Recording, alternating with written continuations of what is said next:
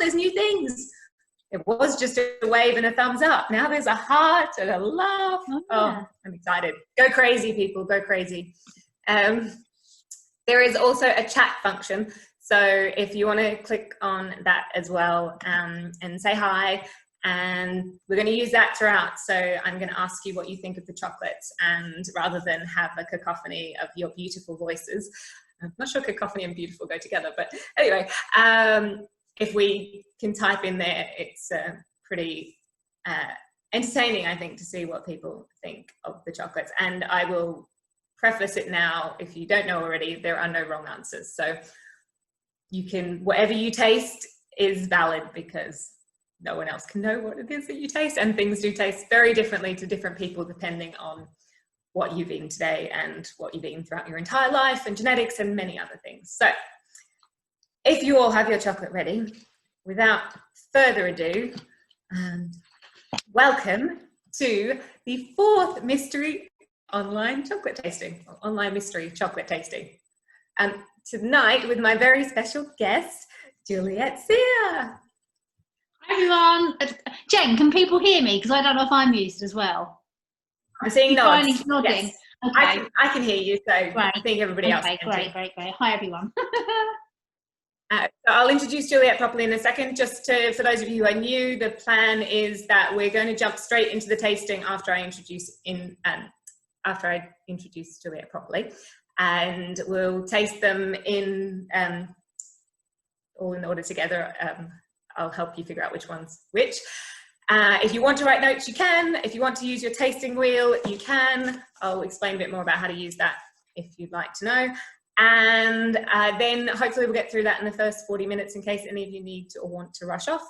And then Juliet and I will be around if you have questions. Feel free to ask questions throughout, so type them into the chat, and then when we get to an actual point to answer that question, we will. And throughout the tasting, I'm going to ask what you think of the chocolates, and if you like them, you can use the reactions below. And now there's a love. Oh, that's so exciting.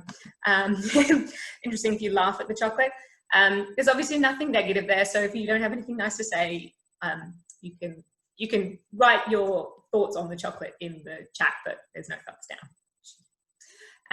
So Juliet is an incredible baker, particularly renowned for her cake decorations, which you might have seen on the Great British Bake Off ad from a few years ago. I think that was one of your crowning achievements. Can you describe that ad? Because like everything came to life, right? Yeah, exactly. So I just saw, I keep referring to Bryony. I saw Bryony doing thumbs up over there, because from Bake Off as well. I did, they actually had 2 animated ads. So I did both of them. So there was one, there was really lovely one that was kind of a bit more sort of puppetry and stuff, and that was with the we all stand together sort of. Everything was like, all the cakes were sort of coming to life, and they all came together in the tent and sort of all came together. And yeah, that was amazing. That was an 8-week job, and we had up to 5 assistants doing that. And then yeah, the more recent one, which is the Christina Aguilera. I missed that one. Which was great, and it was like all the different cake characters, so it was a brilliant job. Yeah, I had to kind of like work with the Channel 4 creative people and come up with all the little cake characters and do prototypes, and I say it's brilliant. At the time it's quite stressful. I bet. So like peak of summer, trying to sort of like get these big things together, but yeah, so interesting. If you don't know Juliet, her specialty is making cakes look like other things, so phenomenal creations that she's made. She's a regular on This Morning, and she has her own YouTube channel, and she has written 4 books. The kawaii one's really cute, that's the Japanese word for cute, and has lots of fun biscuit and other ideas. And then the most recent one, Botanical Baking, is beautiful and has all sorts of ideas of how you can bake with flowers, either as flavour or decoration. So we can talk more about that later, but I just want to give you an idea of who Juliet is, if you didn't know already, so that you can think of some questions you might want to ask her. So, are we ready to taste chocolate? Yeah.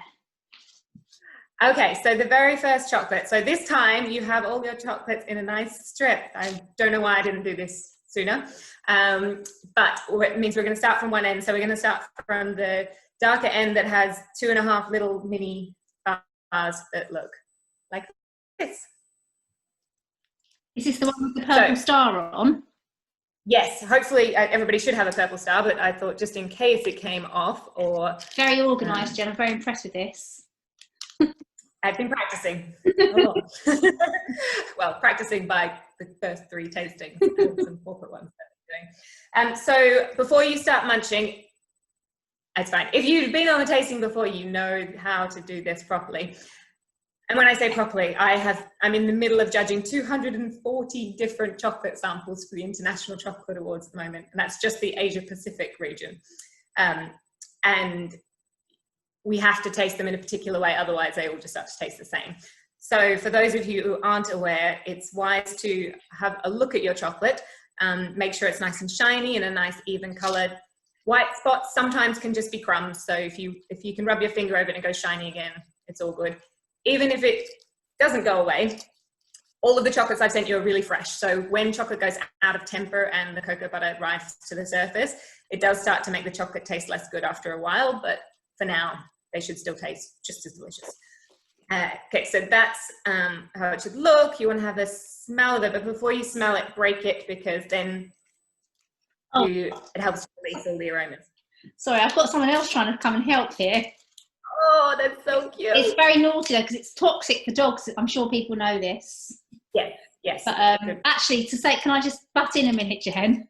You know, when it comes through the door post, he intercepted, but thankfully I was there. He loves chocolate, but he's not allowed any. I think that's happened to Andrew before with his cockapoo. Yeah. And I know it happened to somebody else who got a puppy, and they're in the business of selling chocolate. So oh no.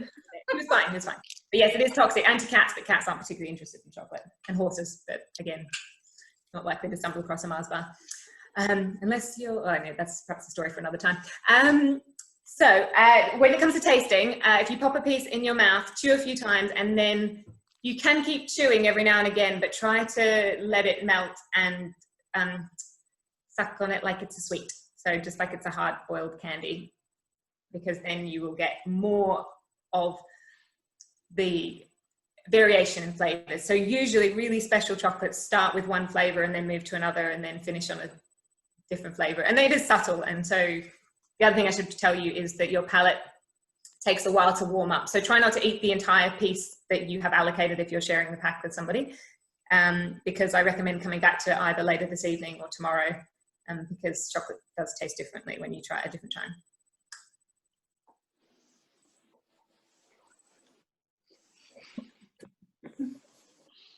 Right. Lydia keeps on. I've got Lydia next to me here as well, who's enjoying a bit of the chocolate. Hi. I'm her tech support. Useful. Can you come over to mine? Sure. If you pay me in chocolate. That could work. Like I said, I've got 240 samples in the house. They're small, but 240 small is still a lot. Yeah, sounds perfect. Red fruits and then raisins. That's that. What do you think, Juliet? It's okay. It takes a while for the taste to come. Okay. To me, I feel it's quite spicy. I can get a bit of spice to start with. I'm going to ask everybody to choose a reaction. Now you can just go crazy. You do a reaction. Obviously, if I see no reaction, I either assume you don't have an excellent tech support on hand, or you are not nonplussed by this particular one. Now I'm just challenging you. You're like, I better not let them think I don't like it. I look at that chocolate wheel, please. They don't stay very long. I'm not very quick at scrolling. Mostly thumbs up. Cool. Like I said, the first one, it takes a while to get your palate excited about. I keep rocking this laptop. Bit of caramel. Yes, I get that. Dried fruit. Yep. Red fruit. Some sort of berry, a berry sort of flavour. Now. Yeah. I tasted these all, like I've tasted them now many times in minute portions, but I tasted them again this afternoon because I thought my brain would not be able to focus well coconut, vanilla. Are we from Madagascar? Oh, I know where you think that. Raspberry, citrus. Oh, I like all these answers. Blackcurrant and orange, berry, raisin. There's a lot there. Yeah, I agree. I was just like, every time I try it, it's different. Roasted rye, blackcurrant, brown sugar. You can tell the chef, can't you? Thanks, Tom. So yeah, I wrote down pineapple. I thought it like had floral notes to it as well, and then I got that pepperiness like towards the end that you mentioned, Juliet. Vietnam. So Madagascar and Vietnam that have been suggested by some of our chocolate experts in the audience. They are particularly known for having more sour flavour notes. So quite often the red berries, like raspberry, and or sort of citrusy notes as well. So those are excellent guesses, but incorrect. Has anyone here was on the very first tasting? Any waves for being on the first tasting? Yeah, hi. There's a couple. Oh, thanks for coming back. So on the very first tasting, the very first chocolate that we had was actually from the same location as this, but this one is made by a different maker. Are you ready for the reveal? I'm seeing some faces clicking in recognition. So this is from Belize, from a group of farmers that's called Maya Mountain, which is why it was chosen for the first one and why it's making a reappearance. And you know, but for those of you who don't know, my daughter is called Maya. And yes, don't tell my husband, but it's because of the chocolate. It's a pretty name though too, right? This origin, they really only started making, growing cocoa to this quality in the last couple of years. It's a woman who called Emily, who runs a company called Uncommon Cacao, who sourced really ethical and really fantastic tasting cocoa and sell to chocolate makers around the world, but it's always exceptional quality. And so every time you get chocolate that says it's from, the origin is Maya Mountain, you'd have to be a fairly terrible chocolate maker to mess it up. Which is how Madagascan chocolate used to be. Actually, you could really, like, you'd struggle to get a bad Madagascan chocolate, which is why it was a lot of people's favorites. The tasting notes that come from Deanna and her partner Jonathan, they make the chocolate up in Norfolk, and well, it's up to me anyway. And their tasting notes are honey, pineapple, and raisin. As I said, whatever you taste is totally fine. And for those of you, I was going to tell you about the tasting wheel. There are lots of different methods of tasting chocolate, lots of the different tools that you can use. This one I created when I did another business called Taste Stripper that works for the chocolate tours as well. You kind of start at the middle and look at the general groups. And then if you recognize some of the flavor notes, you think that's it, you keep moving further out until you can identify the ones that you think like trigger for you. But my friend Hazel has a chocolate map, so you can just look for the color. So some people taste in color. I've heard of musical ones as well. And you can find more than one, so it's okay to like go in and back out again. And generally these wheels are used where the center counts as 0 and the outside counts as 10, and you plot the location of all the different flavors, and then you draw a line, and it's called a spider diagram because it looks like a spider's web. Next chocolate. So it's really easy this time. You just follow on in your line and go ahead and snap and smell and taste. I'll check. Oh, what bean variety? Good question. It is, I think, you know, that's a very good question. A lot of the times makers don't know. I'm going to guess that this is either Criollo and Trinitario or a hybrid. So used to be that they thought there were only 3 varieties, Criollo, Trinitario and Forastero. And since 2011, they've discovered that there are actually more sub-varieties within Trinitario, which is kind of the hybrid.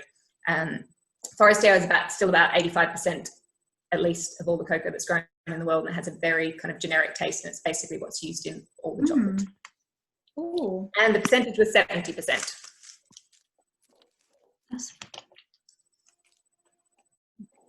You need to visit them then, Katie. They're local to you. They do factory tours, just not right now. Okay. Getting chocolate from this one? That is a good answer. Savory. It tastes really nutty to me. Like initially, like very nutty and roasty sort of. That's like honey almost. Bit of honey, yeah.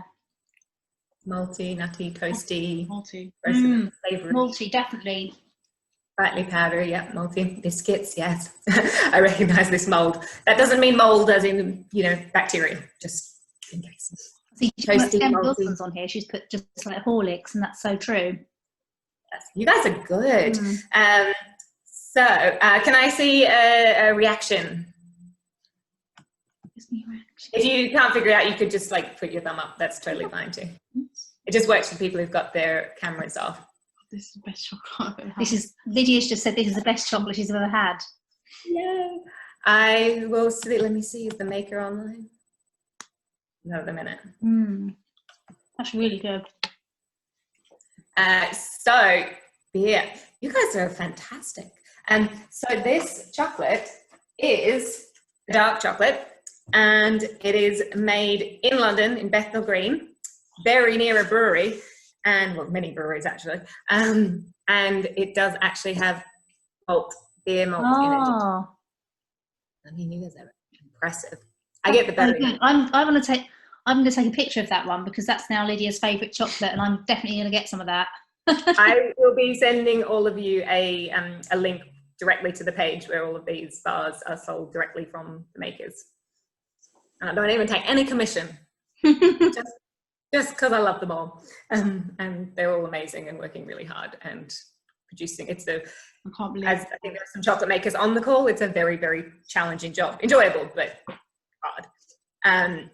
Yeah, so this is Land Chocolate, and it was started in 2015, 16, 17. When did you start, Phil? I wrote it down. Where's my cheat sheet? 2016. So Phil worked for Mast Brothers Chocolate, the American company that were briefly also in East London. Yeah, well, we won't talk about them right now. It's sad that they left. They did a lot of great things for raising the craft chocolate awareness. But so Phil worked for them, and then he also worked for Paul Young. And then he started his business in 2016 in an old furniture shop in Bethnal Green. Used to be known for lots of sort of artisan makers and things. And he, like all of the makers that I'm sharing in these tastings, sources his beans extremely carefully. And he's got some friends that work at Pressure Drop Brewery, and they asked to do a collaboration bar. So he went around and tasted a whole bunch of the different malts that they have there. And so this started as a collaboration, but it was so popular that he now makes it as part of the permanent collection. So yeah, so you can actually get the taste of malt and hops and oats and toast and things from chocolate naturally, but in this case it was ground into the chocolate, which might be why some of you found it slightly powdery. These normal bars don't have quite, they're slightly more melty than this one. And the percentage, sorry, 65%. So it's only a little bit lower than the last one. And so the sign of a good chocolate is it should leave a really nice lingering taste in your mouth as well. Phil, when I was asking Phil like a bit about how he came up with this bar, he also commented that the Honduran beans are really tasting quite fruity now. So for him, it reminds him of having jam on toast, which I think is a good description of it as well. Okay, moving on to the buttons. I could have retempered these into discs, but I kind of like that they were buttons. Perfect tasting size, aren't they? They're perfect for just, yeah. Tasting, yes, delicate tasting, yes, absolutely. Yeah, so go ahead and taste some of the buttons. A bit harder to like snap and smell, but.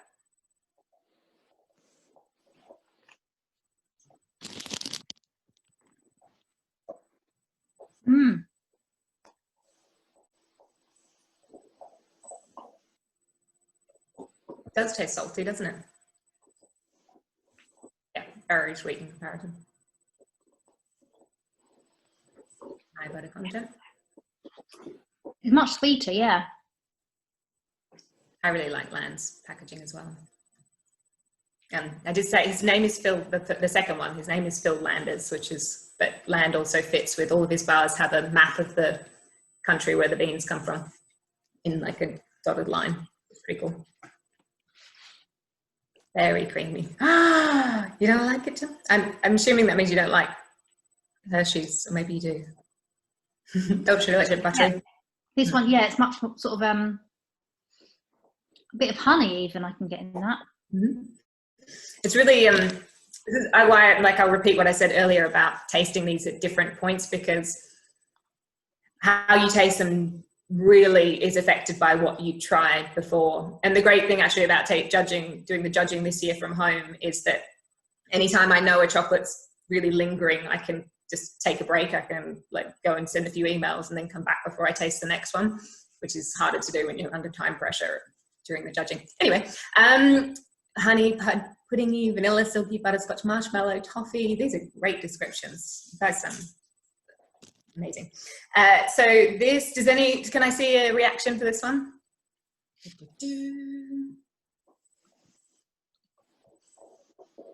There are a few people who don't actually have the chocolate, so that might be why they're not reacting as well.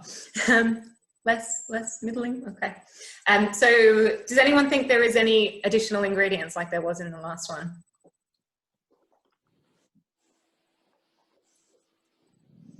I think it's the texture for me. Has it got a lot more added kind of like cocoa butter and stuff and sugar? Possibly. So that is not actually usually revealed by chocolate makers. Most bars do have more cocoa butter than is found in the natural ratio in the bean, which is about 50 to 55%, in order to give the melt that you want. But it could also be coming from the milk that's added as well. Or even the lecithin. But in this case, I would suggest that it probably is extra cocoa butter added, because this is a recipe that's designed for baking with. It's a premium origin chocolate. It's actually grown by the makers. So the makers of this bar, it's made in the UK, but the owners of the chocolate company also own the farm, which is quite unusual. Typically, people stick to farming or making truffles.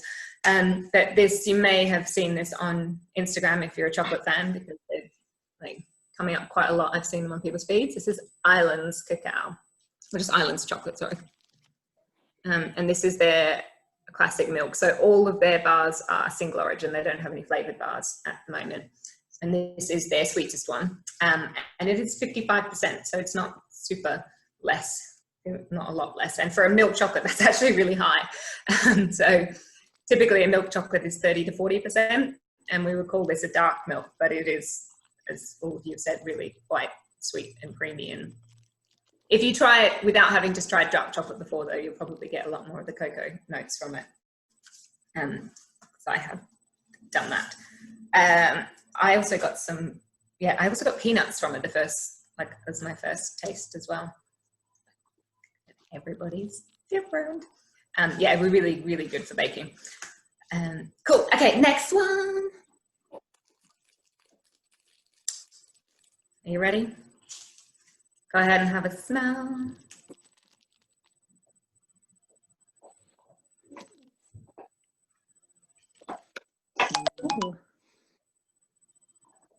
Oh, I'm smelling coconut straight off.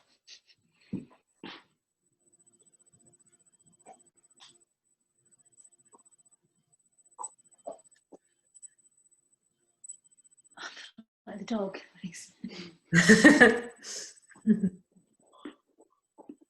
Not for you. Oh, sorry. The next one looks a bit like this, hopefully. No. It should be the last one in the strip. It is not vegan.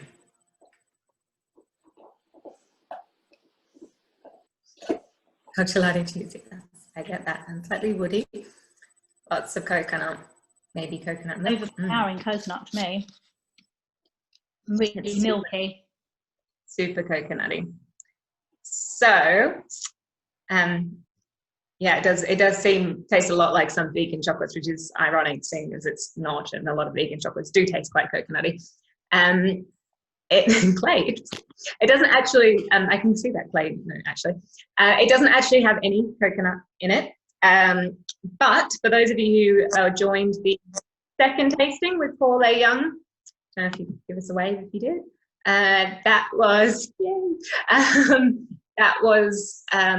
we tried a chocolate from Nearinogs in Ireland that had seaweed and gorse, and because it had both, it was a dark chocolate and it had seaweed and gorse, it was like quite challenging for people to figure out what the gorse tasted like. So I thought it would be fun to actually have one that is entirely dedicated to gorse. So this is from down in Devon, Cornwall, sorry Mike, sorry Becca.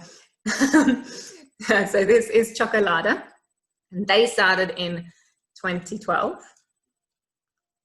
Mike worked as a chef, and they have a lot of single origin bars, but they also try to use some of the local ingredients to them as well. So they actually go and harvest the gorse flower from the hedgerows, which is apparently very prickly, twice a year, so in April and then in September, and the flowers taste different each time. So in April they're this coconuttiness, which is the one we have, which you can all taste, and in September they tend to be more woody. So some of you picked up on the woodiness anyway, but it's yeah, it's quite extraordinary how coconutty it tastes, which is, you know, not great if you don't like coconut, but I also get some of the floral notes to it. Ooh, gorse drink, cool. Yeah, I've not actually. I need to go foraging. Anyone got any tips about when we're allowed out again? We should be allowed to go foraging, right? I just don't want to do it without help, because I'm the type of person who would poison myself. Oh, I'll come visit you, Katie. Excellent.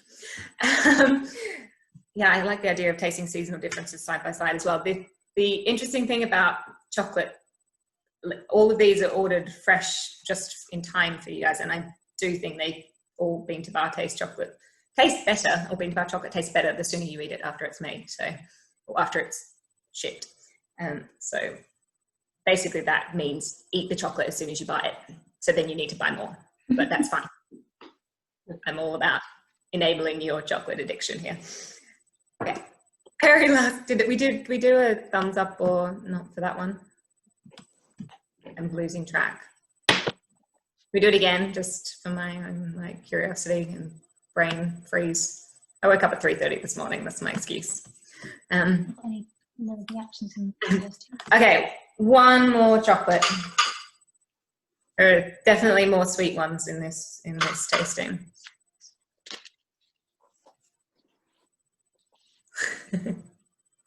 I think I've heard that when gorse is out of bloom, kissing's out of fashion. That means it blooms all year round, right? Posh Caramac.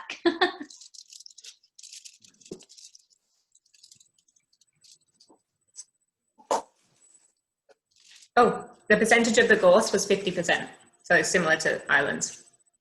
And the cocoa for the gorse flower one from Chocolate is from the Dominican Republic. So that's the fourth origin for the evening. The Islands one, if I wasn't clear, was from St. Vincent, the Grenadines, St. Vincent.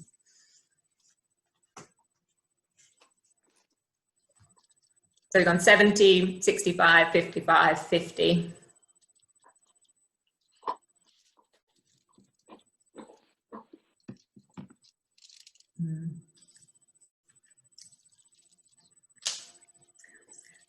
That's because it is, Gemma. Are we supposed to be trying this one now? Oh no, that was just a present for you because you're special. I haven't got another one.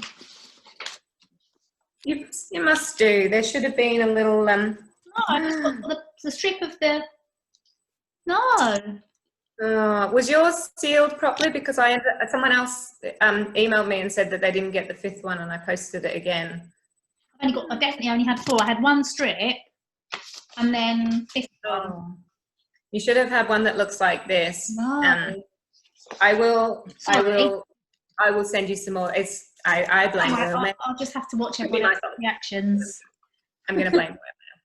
Someone just said that the dog must have had it. Yeah, probably. At least with this one, there's no actual cacao in it. So if the dog did get it, He can die. yeah, he'd be fine. With this one, he'd be fine. Yeah, aniseed too. Yeah, I get that too. So can I see a reaction? Oh. Okay, so some thumbs up. I always pick a really diverse range of chocolate that perhaps don't really go well together in terms of shining light on one another. They're so far removed from the one before. Black treacle. So this chocolate, again, I encourage you to choose to taste all of the sweeter ones, particularly when you're craving something sweet. So this one is made in Manchester, and it is a caramelized, they call it toasted white, a toasted white chocolate, and it's from the lovely ladies at Dormouse. So, and this won a gold award from the Academy of Chocolate, different to the International Chocolate Awards, in 2018. There aren't many golds that are given out. I think it was possibly the first toasted or caramelized white chocolate that was entered, but I have had some bad ones, so it's not like you can just, caramelize it and it makes it taste amazing. Yes, it's very different from like your fancy dark chocolates, but I don't know, it's just really, really satisfying. I'm so sorry, Juliet. I will send you some. Oh, that's fine. I do want to try it though, from seeing everyone's reactions, because I quite like sort of like white chocolate, sort of like lighter chocolates and. Tom's question, have we done a raw chocolate? We tasted a raw chocolate last month. It was from Pablo in Wales, his Forever Cacao. That one was his vegan milk. So he has, made with coconut. He has a bunch of like non-vegan raw ones as well. But he, raw, as some of you will know, is a contested term in chocolate because officially, according to the raw food community, it shouldn't go above 42 degrees. And during fermentation, the cocoa beans and fruit do reach a higher temperature than that. So technically it should be really just referred to as unroasted, which typically has quite a distinct flavour note and doesn't necessarily give any more health benefits. The jury's still out on that one. So if you like it, that's great. But if you don't, I'd look for a higher percentage cocoa chocolate that you do enjoy, rather than having a raw one that is often full of a lot of coconut sugar or agave or just another sugar, which kind of defeats the purpose of the antioxidants and vitamins and minerals that you're trying to get from the cocoa. Is white chocolate still technically chocolate? I think it is, and most of my contemporaries in the fine chocolate world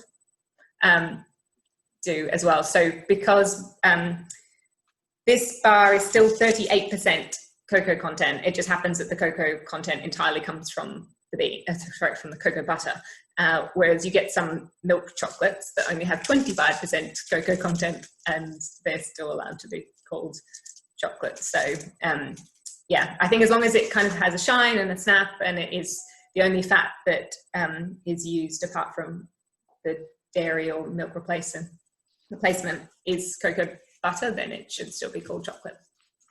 Yes, Isabel is a fantastic chocolate maker. So Isabel is Dormouse. They have an amazing selection of wonderful chocolate. I went to visit them last March, so gosh, a year and a half ago now. And they've got a factory which is open at the moment on Saturdays, but by appointment as well. They love having people to come, but because the city's a bit quiet, it's safer if people let Isabel know in advance so she can open the door to you.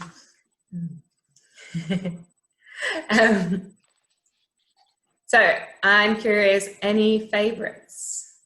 The Dormouse has disappeared. Yeah, that's the trouble with the sweeter chocolates. They are very moorish. I think I like the second one best. So you want to do a road trip? Well, Andrew, who is on the call, has actually done that road trip. I'm very jealous. It's on my bucket list as well. And if you haven't seen Andrew's book, Oh, thanks, Andrew. I might have my copy, but it's in a different room. That's not helpful, is it? I know I've got Juliet's, but I've asked Andrew to be my guest. I might just put him on the spot now. You gonna be my guest at Christmas? Yeah. Now he can't say no. It would be a fantastic treat. Yes, I'd love to. Thank you so much. Yay. So yeah. Did I miss any questions? What else is making a second one? The fans of Ovaltine. Yeah, I really like Milo as well, which is not Ovaltine, but it's similar. Well, it's not similar. Both multi. So I've been trying to keep track of the questions, but feel free to shout. What would be your favourite chocolate, Juliet? Not necessarily from this group, just generally. Oh, I mean, I don't eat a lot of chocolate.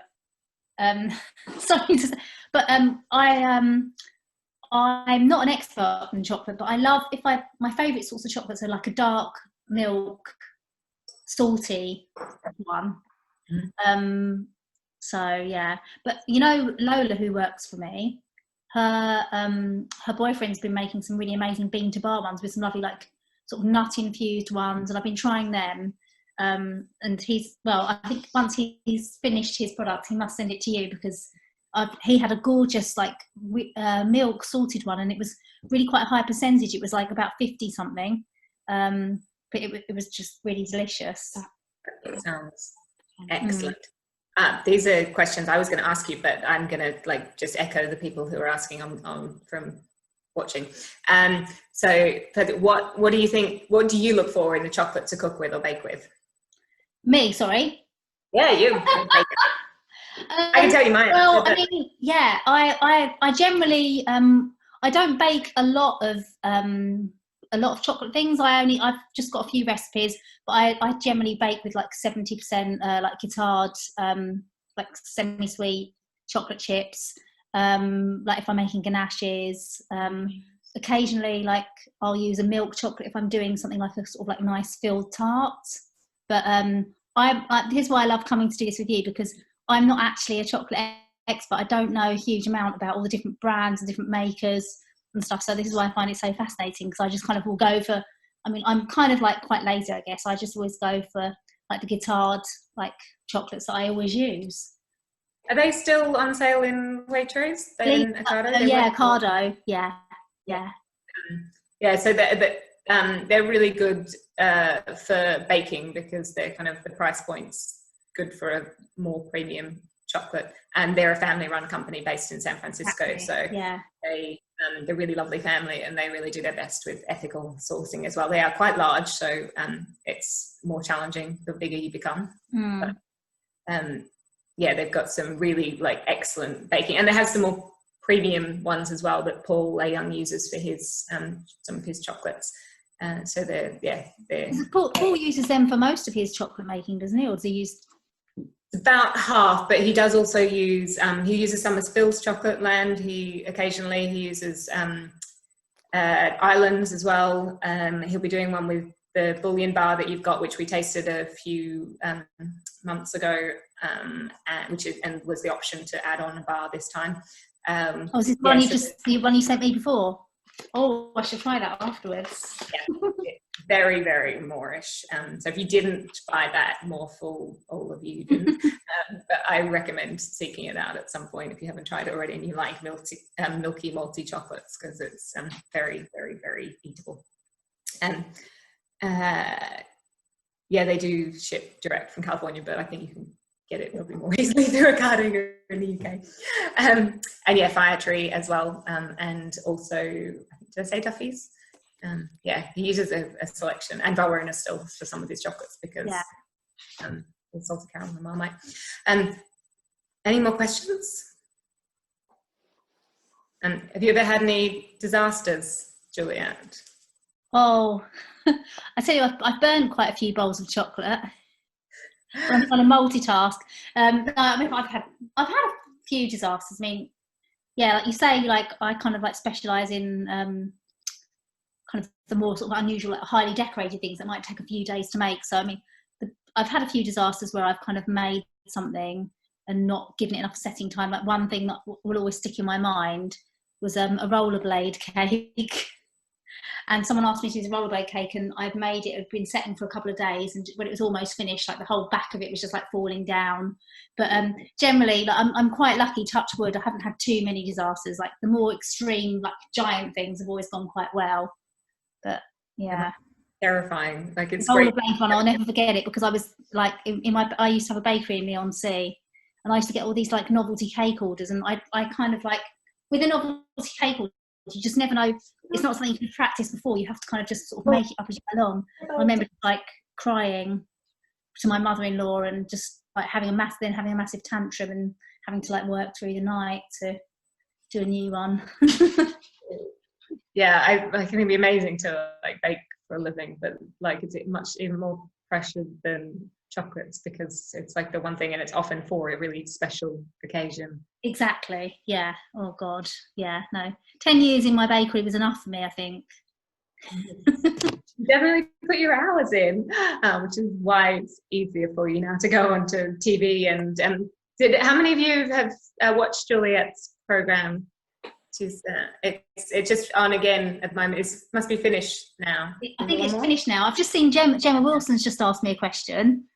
Juliet, did you bake your own wedding cake, and what did you bake? Well, no, funny enough, because I got married almost 25 years ago, and at that point I was really crap at baking. I think I'd made a couple of things and just they failed. And my auntie Carol baked my wedding cake for me, and she was the person that kind of got me into baking.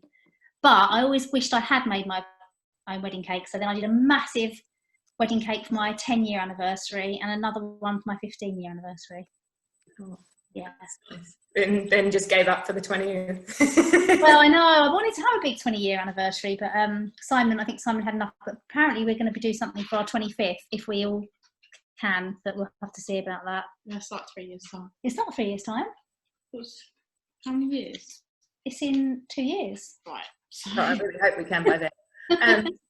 So what's your strongest, this is for you, Juliet, what's your strongest memory of cake that might have defined your relationship with it? Oh, I like that question. What's my strongest memory of cake that might have defined my relationship with it? Oh gosh.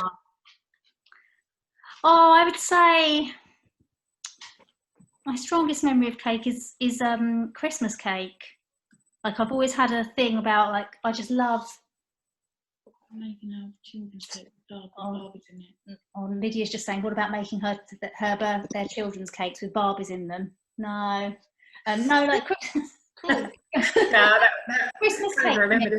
I just love. It's funny. I don't really eat a lot of cake either.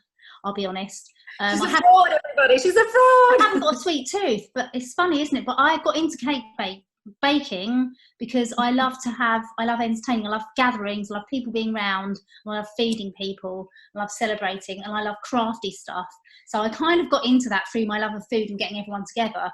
But with Christmas cake, for me, always kind of really, I just love the flavour of Christmas cake, sort of ceremony of it, and then the fact that I like to eat it with cheese. I was going to ask if you ate it with cheese. That was like my yeah. Yeah. If I ever do a crisp tasting, I know, like, I think I'll get you to that instead. Yes, please.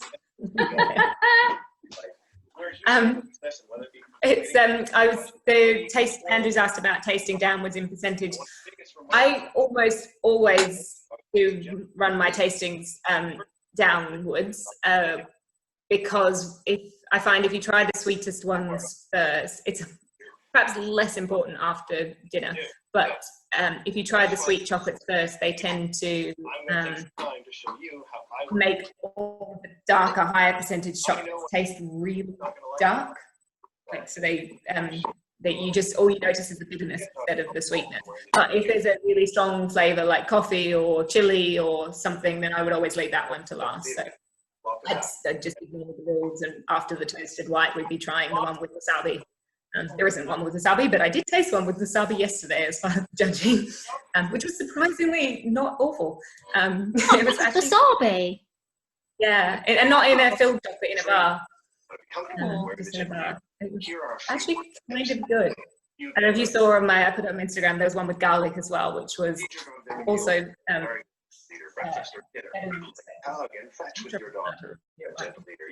It could be more than one bar into the garlic. It was still like nice and calm. garlic.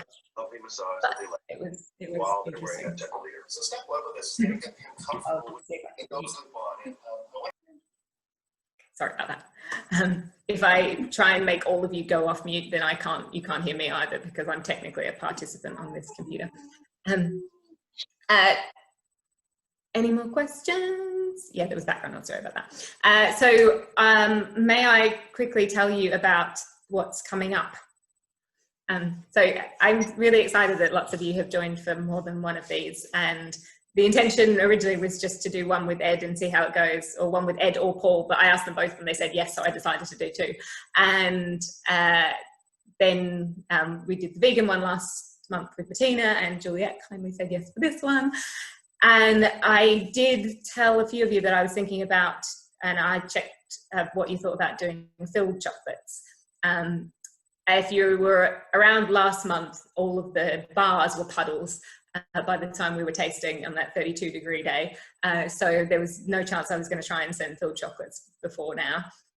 But next month is going to be a filled chocolate tasting. It's exciting. So at this point, I'm planning that November and December will be as well. And so for next month, it's going to be Monday the 8th, Monday the 12th of October at 8 p.m. again. And I will be joined by the lovely Ravni Gill, who is currently one of the hosts of Junior Bake Off. And she runs Puff the Bakery along with Nicola Lamb, which is exciting. She knows a lot about desserts and patisserie. And then in November, this is embarrassing, I've forgotten her last name, I'm being joined by Nisha, who is Nisha's Cooking again, and that will be on Sunday the 15th or 16th. Anna will be able to tell me because it's her birthday, of November at 3 o'clock. Thank you, Karen. Yeah, it's Nisha Palmer. I was going to say, I was going to say Palmer. I thought, well, I don't know where I pulled that from, but so yes, Nisha Palmer. And then on either Boxing Day or the 27th, which is a Sunday, I'm going to be joined by Andrew, who's on the call now, who has written the book Bean to Bar, and by Chantel Cody. So we're going to have two guests then, which is super exciting. And then next year, there's even more exciting guests coming. So I'm planning to run them January to June at the moment. So hopefully I can sell you all some gift vouchers that you can use on any time from January to June, because I don't know when I'm going to be doing full tours again. So it's really nice to connect with you all over chocolate online, and I get to see more lovely faces than I do on a tour, even though I can't hear you, which is sad. I like reading what you have to say. Where do you draw the line with savoury flavours and chocolate? Is it sometimes a bit gimmicky? Yes, it is often gimmicky, but then sometimes it actually really works. Like Paul's Marmite's the one I always use as an example, but the weirdest chocolate I've tried that worked was a curry bar, which was a white chocolate, and it had lemongrass, and I think it might have had coriander in it, and it had teeny tiny prawns, which sounds vile, but was actually good. I mean, I don't really eat any meat or prawns anymore, but at the time I tried it a few years ago, and it won a silver award. It was that good, even though it sounds very, very weird. Fifth Dimension do a Cambodian curry filled chocolate, which is also really good. I have had some less good ones. I didn't love Paul's Pizza Pilgrims collaboration that was tomato and basil. With a sourdough crust, like coating. That didn't really work for me, but some people like it. So yeah, I think if good chocolatiers will do it right. But yeah, I also had a curried onion from a chocolatier once in Belgium, and that was really unpleasant. Yeah, so people often do it as a gimmick because it helps you get press, but it's sometimes and hopefully works as well. Any more questions? Juliet, do you have anything to add? Oh God, you put me on the spot now. I'll tell you, I'm feeling a bit like a zombie today. I've had a bit of a day of it, let me tell you, in the kitchen. No. Well, I'll tell you what I would add. Chocolate. Sorry. I've just looked up his vegan. I'm going to Oh, order some. Lydia said she just looked up the malted chocolate. It's vegan. She's going to order some. No, but I tell you what, I'm very excited. I'm saying I don't like eat too much chocolate, but I do love filled chocolate. So I'm quite tempted on your filled chocolate one, because you took me to the Alan Ducasse place in King's Cross, and there I tried the most delicious filled chocolate. Was it the praline one? Oh, the bar. Yeah, that was amazing. That was why I was trying to make that the add-on bar, but yeah, we couldn't get it organised in time. And So good. Yeah. Their Alain Ducasse makes chocolate from the bean, if you didn't already know, alongside running several 3 Michelin star restaurants. And they have a tiny shop in Coles Yard, it's called, right? Cold Drops Yard, yeah. Behind King's Cross, and they do a really fabulous hot chocolate and a very expensive coffee, and lots of pralines and ganaches. But they have a bar that's got caramelized nuts and praline in it, and they do a milk and a dark, and they're gorgeous. So yeah, I recommend seeking out that. Is it closed? Oh, it might be. They also I think it's open now. Is it open now, Lydia? Have you seen? What is? Yeah. I haven't been to King's Cross. That work since. Oh, yeah. Lydia used to work opposite it, but yeah. 29. Gosh, it's a strange year. Any more questions? Open at the weekend. Yay. My favourite chocolate. Yeah, no. This is why I'm only one child. Chocolate information in your brain. Pardon? I don't know how you can retain so much information about chocolate in your brain. Because there's nothing else in my brain. It's just chocolate. Honestly, like the older, I just find I know like quite a lot about chocolate, and yet like nothing about anything else. It's like I'm not sure that was the best use of my adult years to learn quite so much about chocolate at the expense of the rest of the dream job for most people, I'm sure. Yeah, I mean, I'm not complaining. It's just like potentially going to be socially awkward at some point if someone doesn't like chocolate. I'm like, I don't know what else to talk about.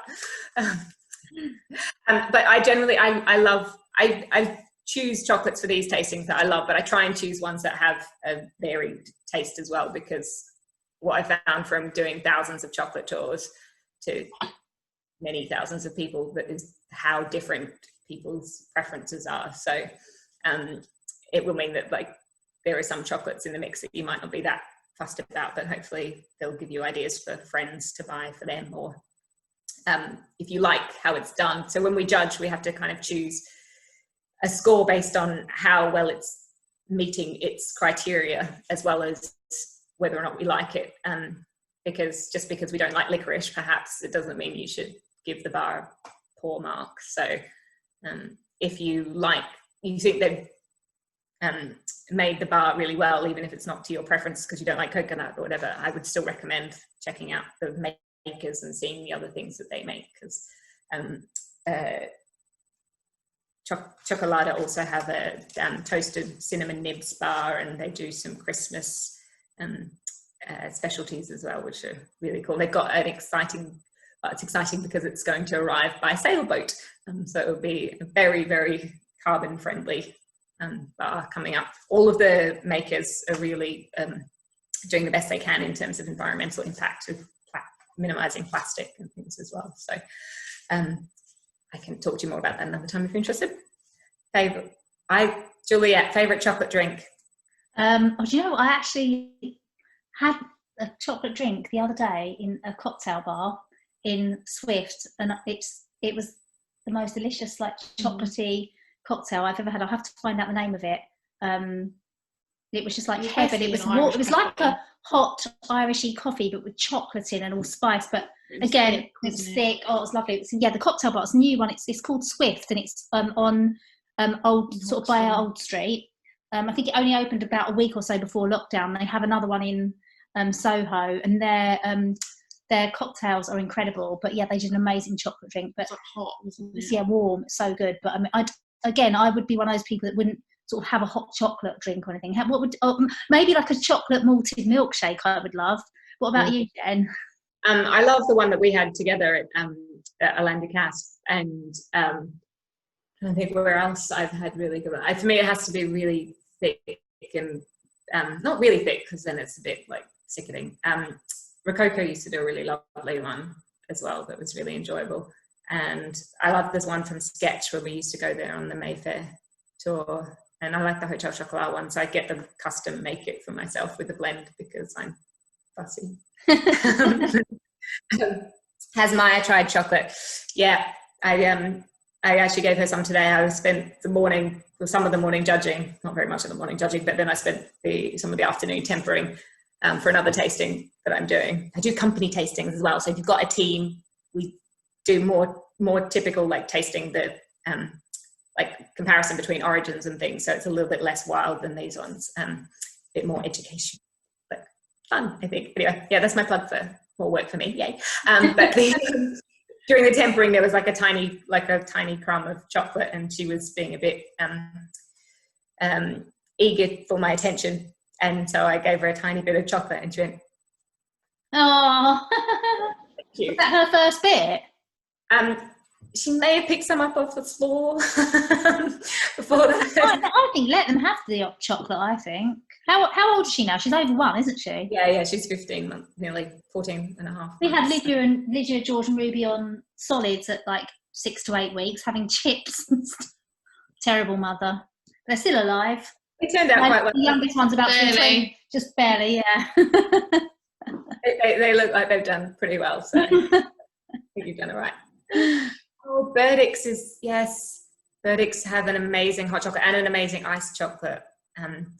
Yes, in Boston. Sorry, that's going to have to wait a while for all of us, except for the Pafrafcon family.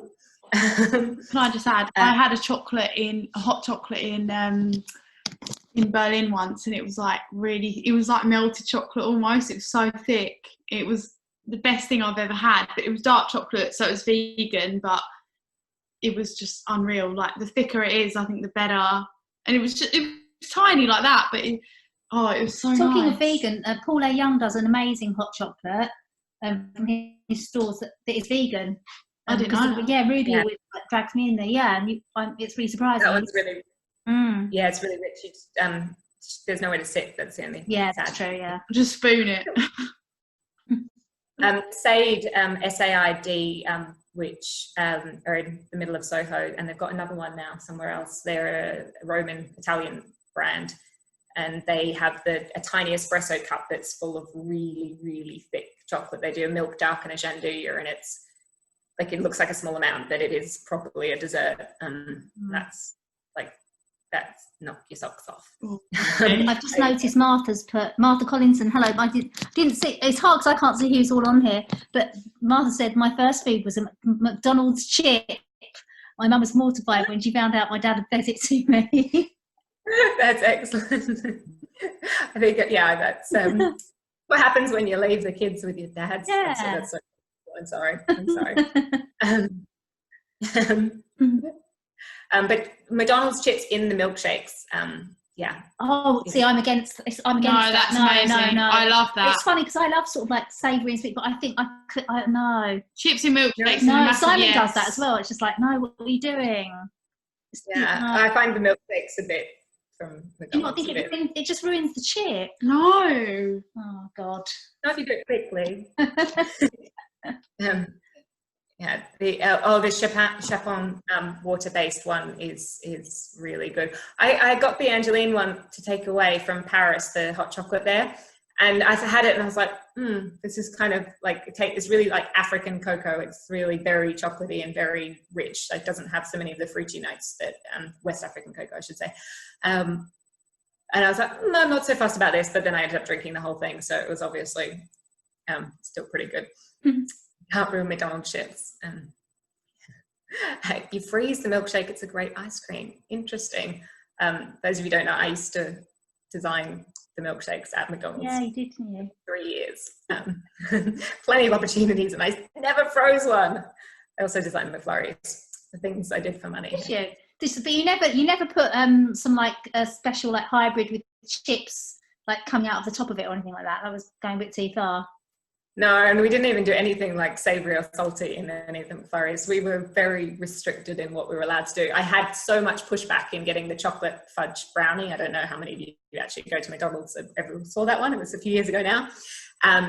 It was so hard because it wasn't a brand. It was just chocolate fudge brownie McFlurry. And the brownie was actually only butter, sugar, eggs, cocoa, or chocolate even, not even cocoa. All the things you'd make in a brownie at home. And just a lot of them. And yeah, it was like the best selling or second best selling, and all of the other countries copied it. So, oh, really? I was quite proud. That's like my proudest. I've just seen Gemma's asked a question here about milkshakes. When I was at school, there's a rumour that the milkshakes were potato based. Is that true? Can I just add, when I was at school, people used to say they were pumped with the nappy suction filling things. I used to get, when I was at school, I was told that it had pig's fat in it, which was possibly gelatin, and that might have actually been true. I don't know. But yeah, no, they may have potato starch in them. The ingredients list wasn't that short that I could remember it, unfortunately. But it's, yeah, I don't think it actually had potato.